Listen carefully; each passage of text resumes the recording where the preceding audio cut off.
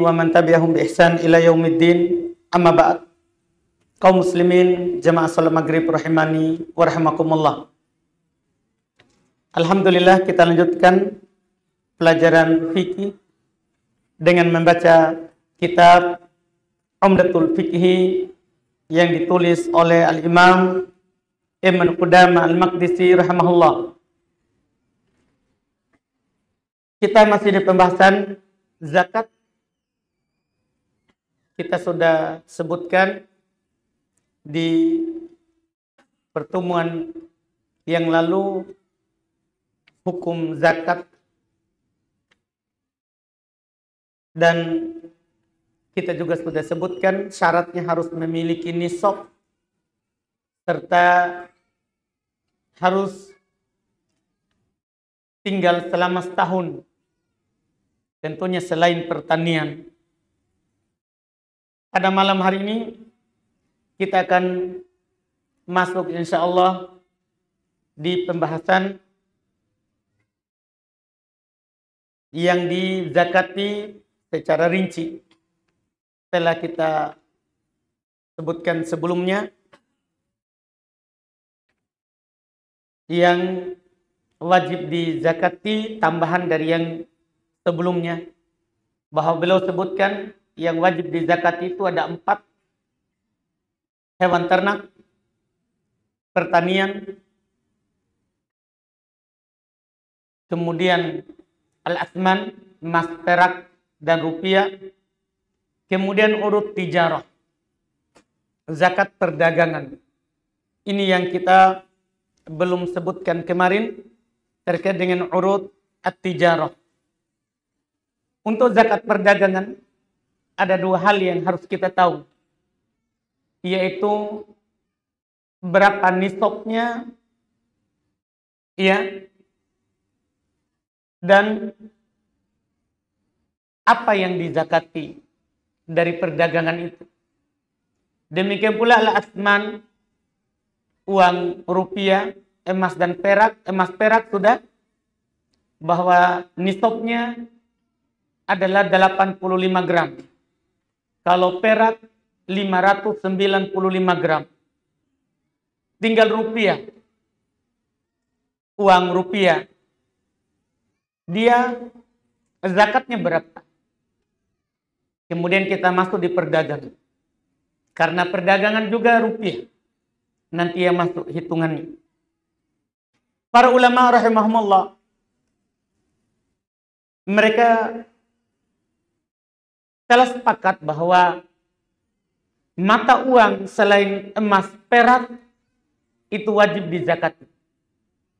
Karena masa dahulu alat tukar itu emas perak yang dipakai belanja. Demikian pula yang sama dengannya, seluruh mata uang, dolar, rupiah, dan seluruh mata uang juga ada zakatnya. Cuman mereka berselisih, dia diikutkan kemana? Mata uang apa? Perak atau emas? Ada di antara para ulama rahimahumullah ta'ala, mereka ikutkan ke emas nisabnya. Artinya kalau mencapai 85 gram nilainya, maka sudah wajib zakat. Ini sebagian ulama madhab. Sebagian yang lain lagi, mereka ikutkan ke perak. Yaitu kalau uang rupiah mencapai nilai perak 595 gram, maka wajib zakat. Mana yang dipilih dari 2 pendapat ini? Maka para ulama kita melihat yang lebih rahmat dan lebih abrok, lebih membebaskan tanggungan pemilik harta. Maka dipandang adalah diikutkan ke perak. Kenapa? Ini lebih bagus untuk pemilik harta. Karena kalau kita ikutkan ke emas, itu nanti biasanya pemilik harta kan memang jiwanya sudah kikir. kalau terkait dengan zakat wajib. Kalau kita ke emas, dia akan beralasan, wah belum cukup zakat karena emas kan sekarang berapa harga emas? Harga hari ini 1 gramnya 1 juta. Berarti 85 juta baru ada nisab. Wah ini jarang sekali orang bisa zakat. Karena kebanyakan orang punya uang tinggal itu 85 jarang. Punya uang tinggal, kecuali perdagangan ya. Yang punya uang mengendap begitu. Ada di sana yang lebih dari itu. Tinggal ber-MM uangnya, tapi kan tidak banyak orang begitu. Ini akan membuat jiwa yang punya uang ini kikir. Belum 85 juta. Belum 85 juta. Ini nanti. Dan ini kapan baru dia bisa buktikan benarnya keimanan? Karena zakat itu dinamakan sedekah, itu yadullu ala sidqi imani sahibihi. Menunjukkan benarnya keimanan itu pemiliknya. Ketika dia berzakat hartanya, berarti menunjukkan dia sudah melakukan rukun Islam. Yang ketiga, menunjukkan keimanannya benar kepada Allah. Maka kalau tunggu 85 ini susah. 85 juta. Maka yang lebih bagus untuknya supaya dia bersegera untuk mengeluarkan zakat, dikiaskan ke perak. Itu lebih bagus. Karena perak lebih murah. Tinggi memang gramnya, tapi murah harganya. Perak berapa tadi? Siapa yang ingat tadi? Di sebelah sini. Nisabnya perak. Angkat tangan. Kita Pak. Ya. 595 gram. Dapat hadiah. Iya, 595 gram. Yaitu 200 dirham. 200 dirham ini kalau ditimbang dengan gram 595 gram. Sekarang harga perak rendah. Di masa kita sekarang ini, beda dulu. Sekarang perak rendah sekali. Siapa yang tahu harga perak hari ini? Supaya kita langsung hitung. Yakin kita? Kapan kita cek? Bulan lalu, enggak. Kita mau sekarang. Oh, itu turun. 11.548 rupiah. Anggaplah kita genapkan 12. Kapan kita lihat ini? Oh tadi. Wah, perjuangan. Alhamdulillah. Kenapa cuma 2 bukunya? Pelanggaran ini. Kenapa cuma 2? Baik. Jadi anggaplah kita genapkan 12.000. Kali 12.000 kali 595 gram. Berapa itu? Karena supaya kita tahu nisabnya uang tak. Berapa? Anggaplah 12.000. Dapat lebih sedikit. 12.000 kali 595 gram. 7.140.000. Artinya kalau kita sudah punya 8 juta, tinggal setahun, itu sudah wajib zakat. Jangan takut cepatnya Ustaz zakatnya. Nah, zakat itu kan sedikit. Nanti kita akan lihat. Zakat itu sedikit sekali yang dikeluarkan. Zakat wajib. Jadi kalau kita sudah punya 8 juta, bukan 85 juta. 8 juta saja. Itu sudah wajib zakat rupiah. Kalau tinggal setahun. Ini nisabnya rupiah dan ini yang benar. Ini yang kuat insya Allah. Lebih bagus karena 8 juta sudah kita keluarkan. Lebih cepat kita melaksanakan rukun Islam ketiga. Lebih bagus. Abra'ulid dimmah. Lebih membebaskan kewajiban. Dan juga lebih bersegera dalam menunaikan kewajiban. Kita kan disuruh bersegera. Kalau tadi kita tunggu 85, wah lama. Iya, belum lagi banyak cobaan di jalan. Sudah 45 mau menikah, uang penai lagi. Itu lama. Tapi kalau kita punya 8 juta, itu cepat sekali. Kan kita memang diperintahkan oleh Allah untuk bersegera. Kata Allah, wasari'u ila magfiratin min rabbikum. Bersegera kalian kepada pengampunan Rob kalian. Memang kita disuruh bersegera. Nah, ini lebih bagus. Dan juga lebih rahmat kepada miskin. Ini alasan kedua. Lebih bagus bagi pemilik harta supaya dia lebih bersegera, lebih cepat lepas kewajiban. Iya. Dan lebih rahmat kepada miskin. Karena gini, kalau kita tunggu 85 juta, kapan baru miskin dapat zakat kita? Lama sekali. Dan juga hanya sedikit orang yang keluarkan zakat. Karena nisabnya yang tinggi. Sementara kalau 8 juta sudah dapat zakat, ini banyak orang yang keluarkan zakat. Dan akhirnya banyak miskin yang mendapatkan kebaikan dalam hidupnya. Karena memang kita orang kaya, kalau kita kaya, itu karena ada miskin. Jangan kita kira kita kaya karena kita, bukan. Karena ada miskin di sekitar kita. Kata Nabi Shallallahu Alaihi Wasallam, hal tunsoruna wa turzakuna illa bidu'afaikum. Kalian itu tidaklah ditolong atau diberi rezeki kecuali karena orang miskin. Jadi adanya orang miskin, orang kaya dikasih kaya. Jadi harus kita pahami itu. Makanya Nabi ketika mengutus Mu'ad ke Yaman. Beliau ajarkan kepada Mu'ad. Kalau mereka sudah bersyahadat. Mengerjakan sholat. Maka kata Nabi, akhbirhum. Kabarkan pada mereka, ajarkan. Anna Allah tarodu alaihim zakata amwalihim. Bahwa Allah mewajibkan kepada mereka zakat hartanya. Tukhadu min agniyaihim, diambil dari orang kayanya.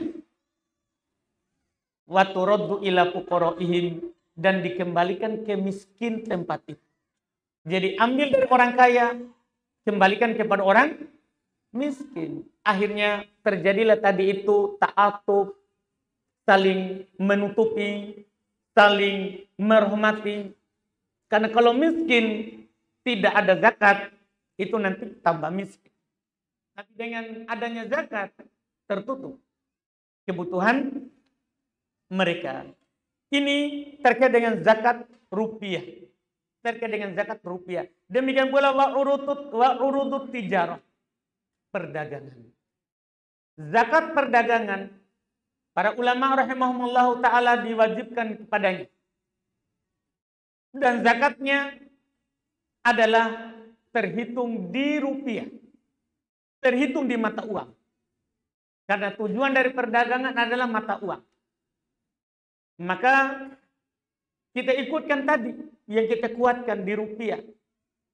Kalau ada orang berdagang memiliki 8 juta, berarti sudah wajib zakat perdagangan. Sudah wajib zakat perdagangan. Iya, itu nisabnya. Dan kalau tinggal setahun, itu tentunya syaratnya. Tinggal sekarang yang wajib dizakati ini apanya? Maka para ulama menjelaskan yang diperdagangkan, yang diputar, bukan seluruh modal. Karena modal itu ada yang bergerak dan ada yang tidak bergerak. Ruko kalau kita sewa,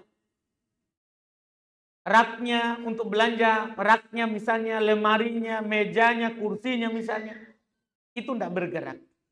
Itu tidak dihitung dalam modal perdagangan yang harus kita keluarkan zakatnya. Bukan. Namanya juga urut. Urut itu yang bergerak. Itu yang dizakat.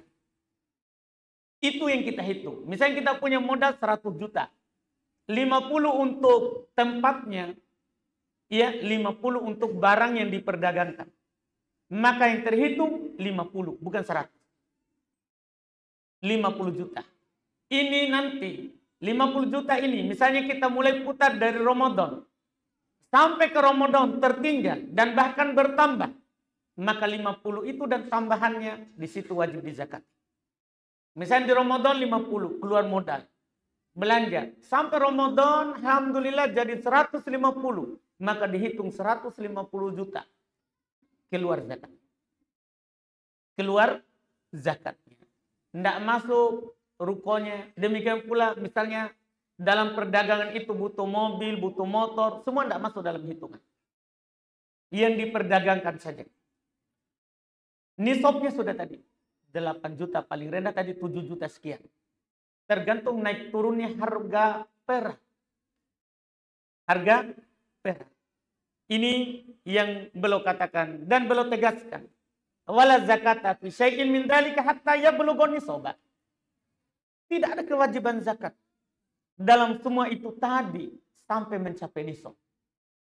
Sebentar akan ditegaskan rinci satu persatu berapa nisab dari semua itu tadi.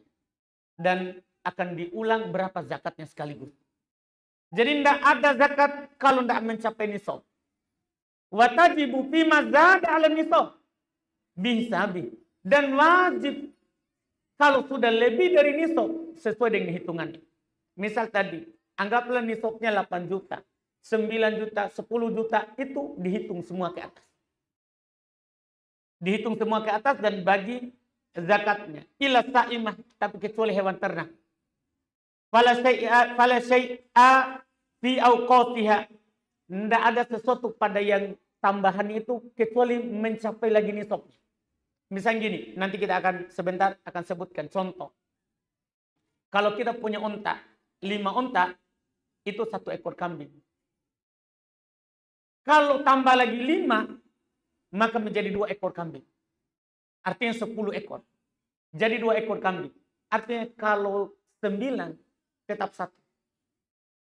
Itu kalau zakat peternakan. Beda dengan zakat harta yang lain. Kalau harta yang lain, kita punya 10 juta, sudah. Harus dihitung zakatnya bagi 40. Bagi 40. Hasilnya zakat. Misalnya 10 juta. Bagi 40, 250 ribu. Sudah, 250 ribu. Bertambah lagi menjadi 15 juta. Bagi 40. Tambah lagi menjadi 20 juta. Bagi 40. Ini bedanya dengan peternakan. Kalau peternakan tidak. Kita punya kambing nanti 40 ekor. 1 kambing. Sampai 200, sampai 121. Jadi kalau 120 masih 1 ekor. 100 ekor masih 1 ekor. Itu bedanya ternak dengan harta yang lain. Kata beliau. Masih bisa? Bab zakat sa'imah. Sekarang kita masuk rincian. Bab zakat hewan ternak. Wahya ra'iyah. Hewan ternak di sini yang digembala. Bukan yang dikasih makan di rumah atau di kandang. Bukan. Yang digembala di luar. Yang makan di padang rumput. Iya. Wahya salah satu anwa'i. Yang wajib dizakati dari hewan ternak 3 golongan. Tidak ada yang lain. Pertama, ahduha al-ibil, onta. Iya. Kalau kita punya onta, sekarang zakatnya. Kata beliau al-ibilu wala syai'ati hatta tablugha khamsa. Onta tidak ada zakatnya sampai mencapai 5 ekor. Jadi terendah onta 5 ekor. 5 ekor. Berapa zakatnya? Fayajibu fiha. Fayajibu fiha syah. Wajib padanya seekor kambing. Jadi kalau kita punya 5 ekor onta, wajib 1 ekor kambing keluar. Iya. Wafil asr. Syatan. Kalau 10 ekor, maka 2 kambing. 2 kambing. Wafi khamsata asyar. Wafi khamsa asyara. Pada 15. Salatu syah. 3 kambing. Jadi kelipatan 5. Onta itu kelipatan 5. 5 ekor, 1 kambing. 10 ekor, 2 kambing. 15 ekor, 3 kambing. Wafil isrin. 20 ekor onta. Arba usia 4 kambing. Jadi 20 ekor, 4 ekor kambing. Kemudian sekarang mulai unta. Ila khamsin wa isrin. Sampai 25. Kalau sudah 25, fafiha bintu makhot. Maka wajib padanya mengeluarkan onta tapi bintu makhot. Siapa itu bintu makhot? Wahia bintu sanah. Yaitu onta betina, anak onta yang berumur setahun. Jadi kalau kita punya onta 25 ekor, maka kita wajib zakat dengan mengeluarkan 1 anak onta yang berusia setahun. Itu namanya bintu mahkot. Fa ilam takun indah. Kalau tidak ada, ya fa ibnu labun. Kalau tidak ada, kadang kan kita tidak punya onta betina, anak onta yang usia setahun. Maka kalau tidak ada, boleh dikeluarkan ibnu labun, onta jantan yang wahwa ibnu sanatain, onta jantan yang berumur 2 tahun. Boleh. Iya, boleh dikeluarkan. Kalau tidak ada betina. Ila sitin wa talatin, sampai tentunya 36. Jadi ini 25 sampai 36. Sekarang mulai tinggi kelipatannya. Fayajibu fiha ibnatul labun. Kalau ontanya sudah mencapai 36 ekor, wajib padanya ibnatul labun. Ibnatul labun, onta betina yang berusia 2 tahun. Masuk tahun ketiga. Ila sitin wa arba'in, sampai ke 46. Jadi sudah kelipatan sekarang tinggi sampai 46. Fayajibu fiha hiqqah. Wajib padanya mengeluarkan onta yang berusia 3 tahun. Jadi kalau sudah punya 46, itu sudah naik umurnya yang wajib dikeluarkan. Yaitu onta yang berusia 3 tahun genap masuk tahun keempat. Ila ihda wa sittin, sampai 61. Kalau 61 berapa kita keluarkan? Ini kita hitung hartanya yang kita tidak punya ya. Tidak ada yang punya onta kayaknya. Iya. Sampai ke 61. Kita hitung ini zakatnya ontanya orang Arab. Iya. Kalau punya 61 ekor. Fayajibu fiha jada'ah. Maka wajib dia keluarkan jada'ah. Yaitu laha arba'us sinin. Yang sudah berumur 4 tahun. Yang berumur 4 tahun. Ila sittin wa sab'in. Sampai 76. Sampai 76. Fafiha ibnatul labun. Naik sekarang menjadi 2.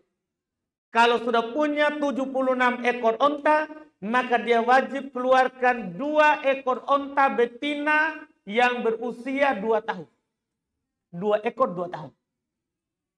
Ila ihda wa tis'in. Sampai 91.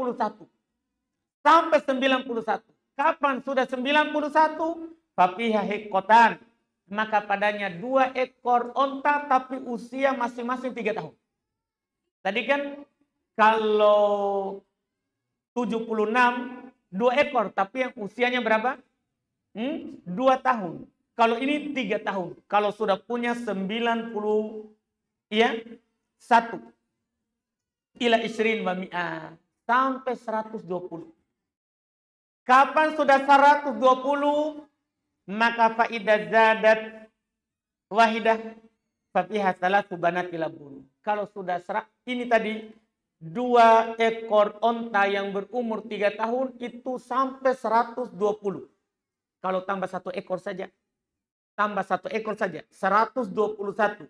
Maka wajib 3 ekor bintu labun. 3 ekor onta yang berusia 2. Ini kalau sudah punya 121.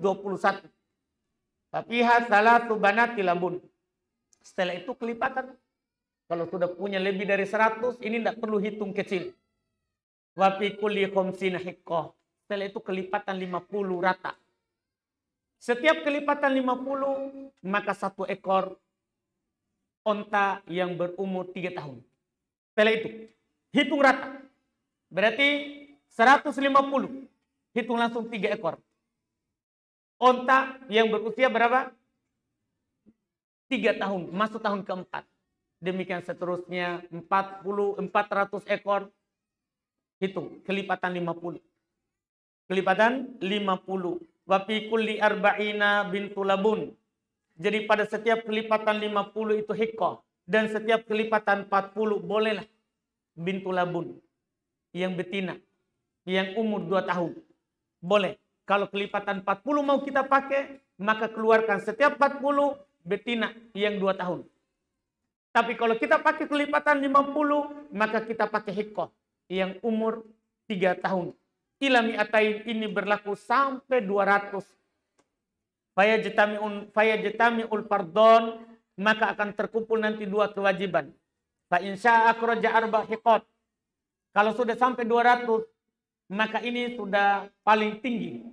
Kalau dia mau, dia boleh keluarkan 4 yang berusia 3 tahun.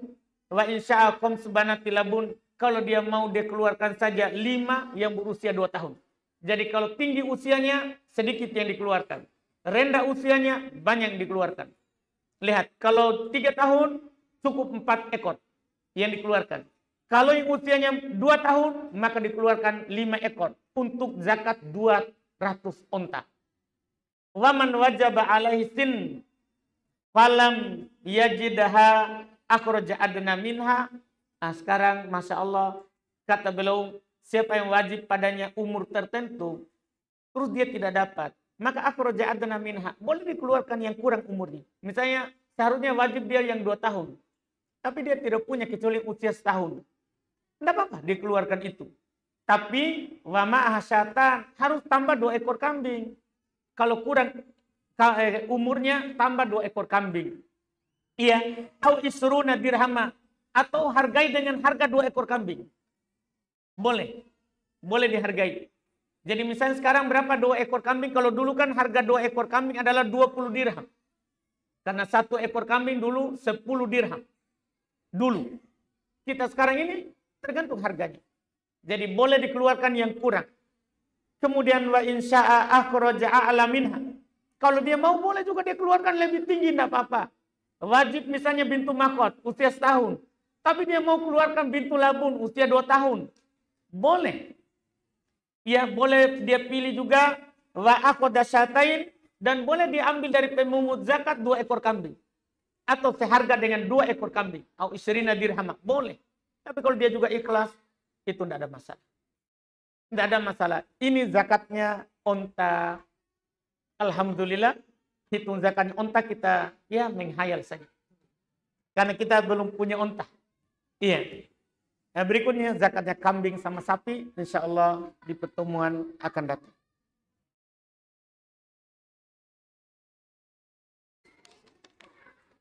Sini ada pertanyaan.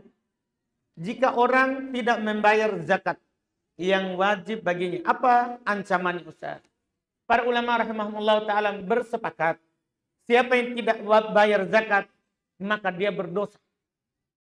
Lebih besar dari dosa zina, mencuri, lebih besar. Kan ini rukun Islam. Tapi apakah kafir atau tidak? Nah, ini ada perselisihan sedikit. Dilihat dari tindakannya Abu Bakar, karena Abu Bakar memerangi orang yang tidak mengeluarkan zakat. Abu Bakar memandang kafir. Kafir. Iya. Orang yang tidak mengeluarkan zakat. Kalau mengingkari kewajiban, itu diperangi oleh Abu Bakar. Tapi kalau dia karena kikir, maka pemerintah yang memintanya untuk bertobat, kalau tidak bertobat, dibunuh. Tapi pemerintah. Bukan kita.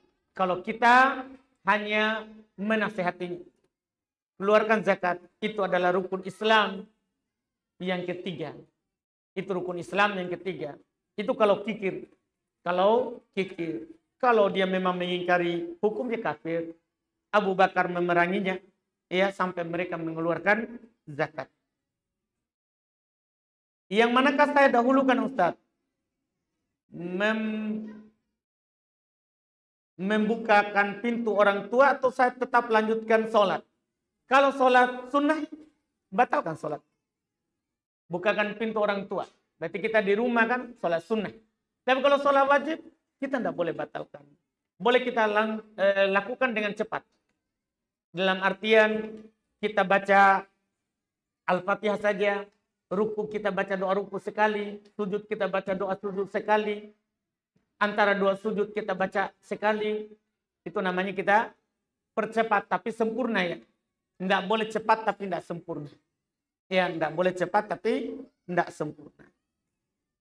Itu kalau yang wajib. Sini ada pertanyaan.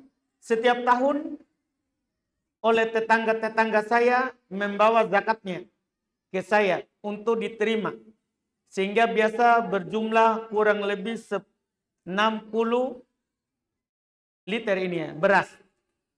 Pembagian beras tersebut saya bagikan kepada yang berhak menerimanya. Pertanyaannya, apakah sisa zakat fitrah beras tersebut bisa saya ambil juga dimakan keluarga? Ya tergantung. Kalau kita miskin, karena zakat fitrah itu adalah hanya untuk miskin. Karena Nabi terkait dengan zakat fitrah, beliau berkata, tuhmatan lil masakin, bukan untuk 8 golongan. Zakat fitrah itu hanya 1 golongan. Iya, itu harus dipahami. Yang 8 golongan itu zakat harta. Adapun zakat fitrah sudah ada anjuran khusus. Itu makanan untuk orang miskin. Jadi kalau kita miskin, miskin itu definisinya punya penghasilan pas dengan kebutuhan. Apalagi yang lebih rendah. Maka kita berhak mendapatkan zakat itu.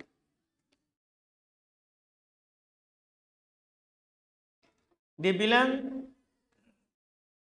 kamar sebelah berdalil, sampaikanlah walaupun 1 ayat. Kamar sebelah ya. Baik. Istilah baru ini. Iya.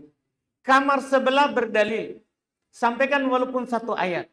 Inilah yang membuat mereka semangat berdakwah dari masjid ke masjid, kampung ke kampung, rela tinggalkan keluarga, istri dan anak.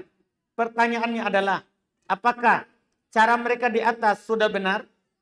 Ditinjau dari syariat agama kita dan bagaimana sebenarnya mengaplikasikan ayat tersebut.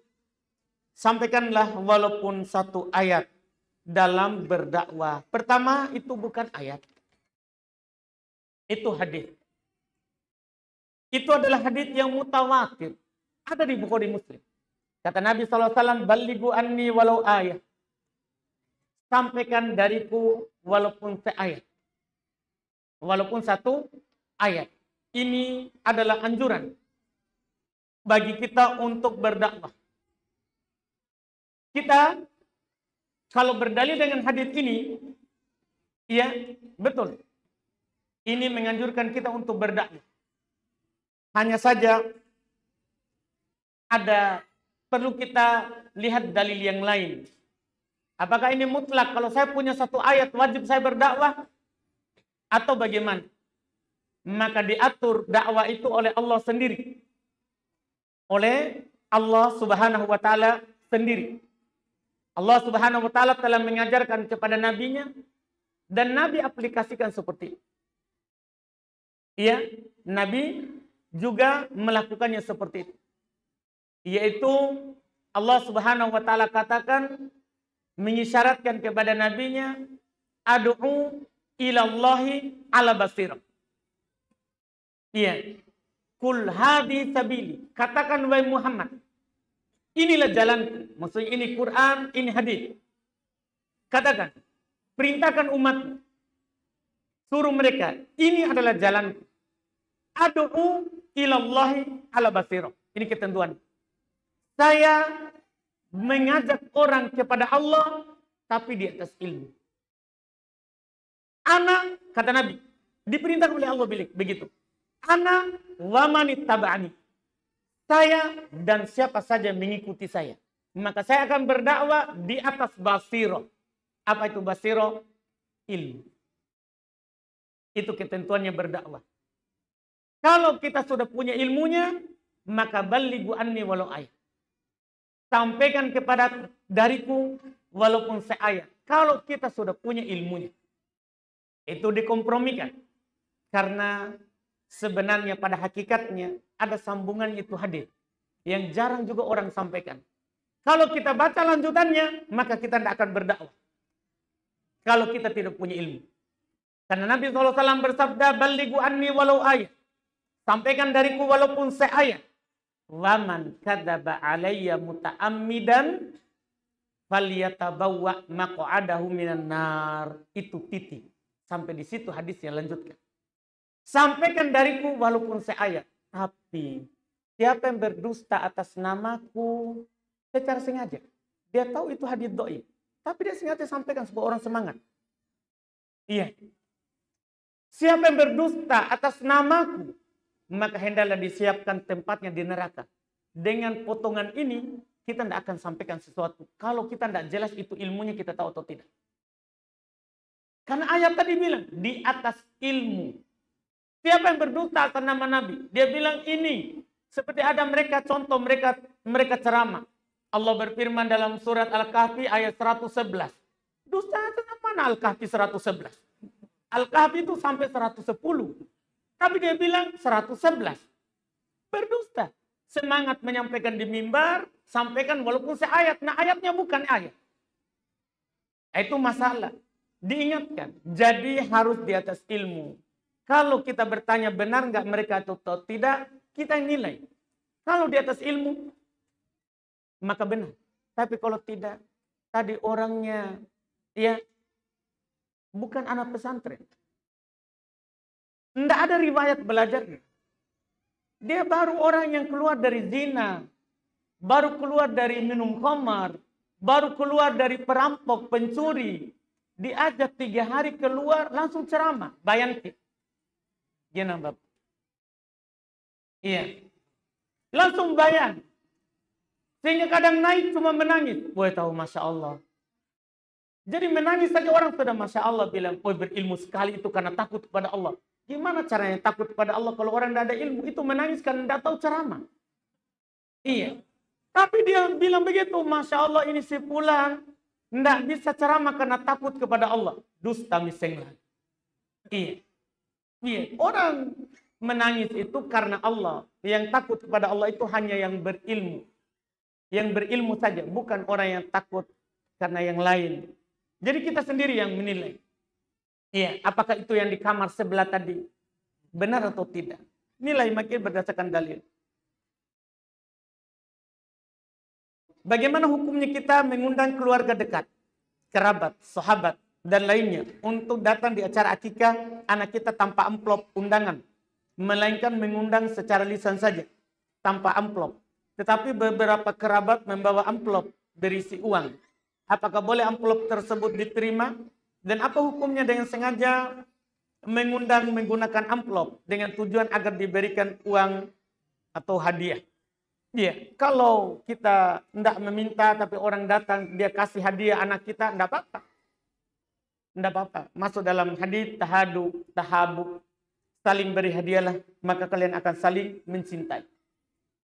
Kalau tidak seperti itu. Adapun kita bikin acara supaya kaya, minta dengan halus, ya bikin dulu deh. Lagi susah-susah sedikit. Iya, utang saja dulu tidak apa-apa. Nanti masuk. Itu nanti masuk diminta-minta. Tidak boleh. Tapi kalau kita bikin acara memang mau mengundang orang. Ternyata orangnya datang. Biar dia kasih kita amplop. Tidak ada masalah. Tidak ada masalah. Karena kalau sebagian orang kita tolak amplopnya malah akan dibicarakan. Sombong namun. Baru dia punya mobil. Tidak mau menerima amplop. Iya, tidak.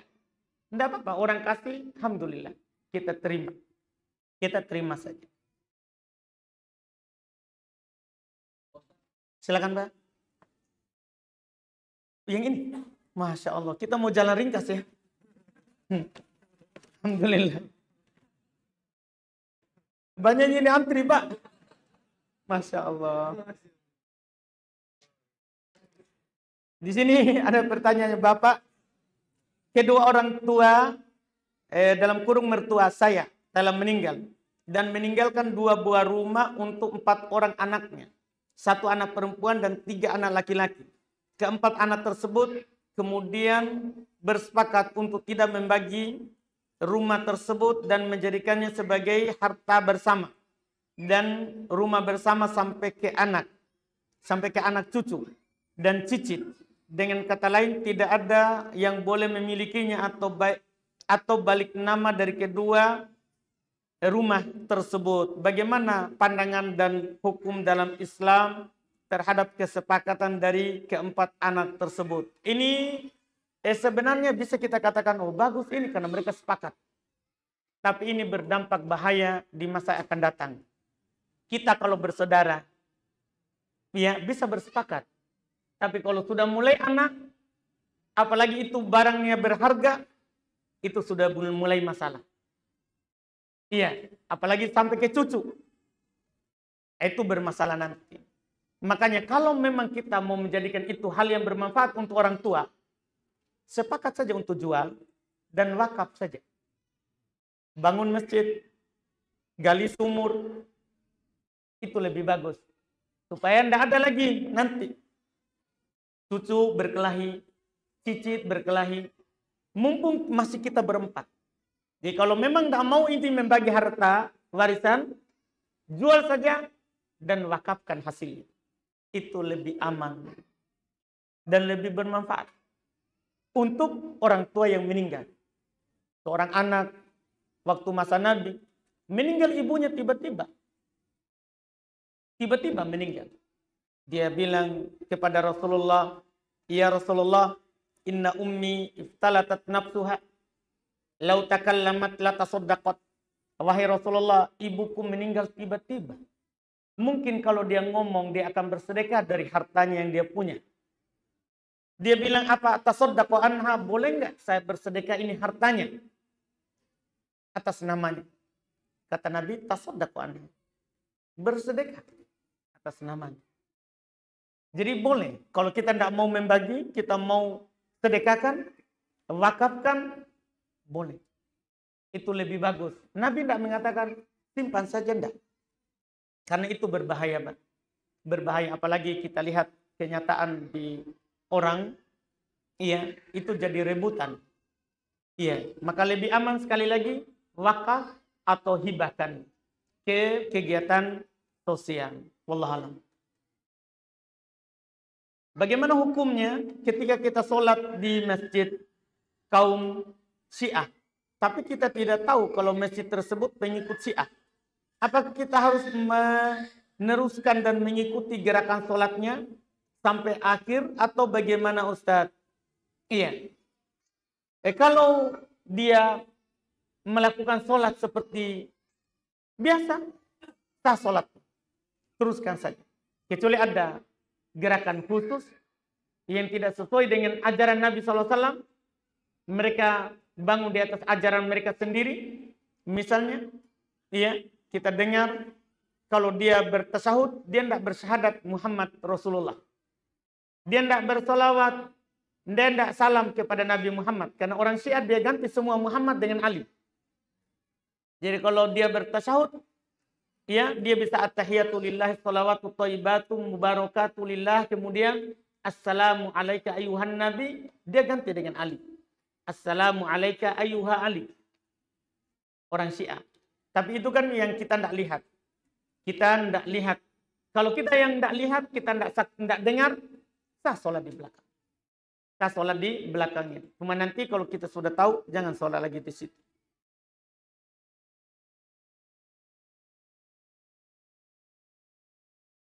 Kemudian berikutnya, bagaimana hukum Sayyidina di sholawat Nabi? Apakah wajib hukumnya? Dan dalam takbiratul ihram, apakah kata ini wajib diucapkan? Mohon penjelasannya, Ustaz. Baik. Kata Sayyid dalam bersolawat, ketika kita bersolawat dalam sholat, tidak ada. Nabi ajarkan tahiyat tanpa ada kata Sayyid. Tanpa ada kata Sayyid. Tidak boleh ditambah. Tidak boleh ditambah. Pernah Nabi ajarkan doa tidur kepada sahabat. Ya, Nabi bilang, wa nabiyyikal ladzi arsalta, di doa tidur. Dan Nabi yang engkau utus, wa nabiyyika arsalta. Ada sahabat yang mengganti, wa rasulikal ladzi arsalta. Supaya pas, Rasul yang engkau utus. Nabi bilang tidak boleh diganti. Ini doa itu ibadah tauqifiyah. Harus lafaz seperti yang diajarkan. Jadi lafaz salawat dalam sholat tasahud tidak ada kata Sayyidina dalam ajaran Nabi SAW. Tapi kalau di luar sholat kita mau bilang Nabi Sayyiduna Muhammad SAW, junjungan kita Muhammad SAW, tidak ada masalah. Tapi dalam sholat harus kita sholat seperti Nabi lakukan. Harus kita sholat seperti Nabi lakukan. Jadi tidak ada kata Sayyidina. Kemudian kata inni, itu mungkin inni wajhatu wajihiyah. Apakah wajib dibaca? Tidak. Itu kan doa iftitah. Doa iftitah itu hukumnya sunnah, bukan wajib. Bukan wajib. Dan doa iftitah itu banyak. Boleh kita ganti-ganti mana yang mudah bagi kita. Boleh kita baca Allahu Akbar kabiro, walhamdulillahi katsiro, wa subhanallahi bukratan wa asila. Sampai situ. Boleh, itu riwayat Muslim. Ya. Boleh juga kita baca alhamdulillah hamdan katsiran thayyiban mubarakan fi. Sampai situ boleh. Boleh juga kita baca Allahumma ba'id baini wa baina khotoyai kama ba'adta bainal masyriq wal maghrib. Allahumma naqqini min khotoyai kama yanqa thawbul abyadu minad danas. Allahumma ighfirli min khotoyai bil ma'i was salji wal barad. Boleh. Boleh kita pilih, tergantung. Para sahabat kalau mereka datang terlambat, mereka baca yang pendek. Kalau datangnya dari awal, mereka baca panjang. Mereka baca panjang. Tergantung keadaan imam. Tergantung keadaan imam. Jadi tidak wajib ya bilang ini wajhatu wajhiyah. Boleh dibaca, sunnah dibaca. Apakah orang yang telah meninggal dapat merasakan di alam kubur apa ini? Merasakan di alam kubur apa ini? Siapa punya pertanyaan? Karena tulisan Masya Allah cantik, cuman saya yang tidak tahu baca. Siapa punya? Dikasih hadiah kalau dapat ini deh. Kalau mengaku. Siapa punya? Cantik tulisan tak ini, jangan kemalu. Jemaah perempuan berarti ya? Kan tidak ada ini laki-laki berani semua ini. Atau penakut? Takut ya? Wah, biar mengaku takut ya. Baik. Karena kita tidak tahu, karena masalah alam kubur harus jelas, masalah goib. Harus jelas dulu pertanyaannya, apa yang ditanyakan baru bisa dijawab. Bagaimana hukum bekerja di kantor yang tugasnya menginput barang-barang haram seperti minuman beralkohol dan lainnya? Bagaimana yang tugasnya sebagai admin di kantor tersebut yang menginput barang haram tersebut, Ustaz? Tidak boleh. Tidak boleh kita kerja di tempat yang haram. Kita cari kerjaan yang lain. Bagaimana hukum seorang driver mobil dan kantor yang memuat perempuan yang bukan muhrim Pak, mahram. Kalau muhrim itu orang yang mau haji, yang mau umroh, yang pakai pakaian ihram itu dibilang muhrim. Ya, kalau yang terkait dengan kita mahram. Ya, jadi jangan bilang muhrim, mahram. Orang yang diharam untuk dinikahi. Orang yang boleh dinikahi. Haram dinikahi namanya mahram. Yang boleh dinikahi namanya bukan mahram. Bukan mahram. Jadi jangan bilang bukan muhrim. Memangnya kita lagi ihram. Iya. Jadi jangan salah bahasa. Ini dilihat. Pekerjaan tak apa. Kalau pekerjaan mubah cuman kadang mengantar orang yang bukan mahram dalam urusan kantor, yang penting pekerjaan tak mubah, tidak ada masalah. Tidak ada masalah, wallahu alam. Habis? Baik, katanya sudah cukup. Untung Bapak cepat. Alhamdulillah. Baik. Beri nanti Bapak hadiah. Nah, ini nggak tahu kenapa dibawa 2. Bawa banyak-banyak. Baik, alhamdulillah. Kita cukupkan. Subhanakallahumma wa bihamdik, asyhadu an la ilaha illa anta, astaghfiruka wa atubu ilaik. Assalamualaikum warahmatullahi wabarakatuh.